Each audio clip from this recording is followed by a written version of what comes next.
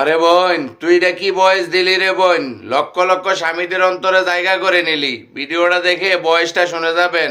একজন বিবাহিত নারী যতই জায়নামাজে কান্নাকাটি করুক এবং প্রতিদিন কোরআন পাঠ করুক, ততক্ষণ পর্যন্ত সে তার ইমানের মাধুর্য খুঁজে পাবে না যতক্ষণ পর্যন্ত সে তার স্বামীর হক আদায় করবে না। স্বামীর হক আদায়ের মৌলিক বিষয়গুলো।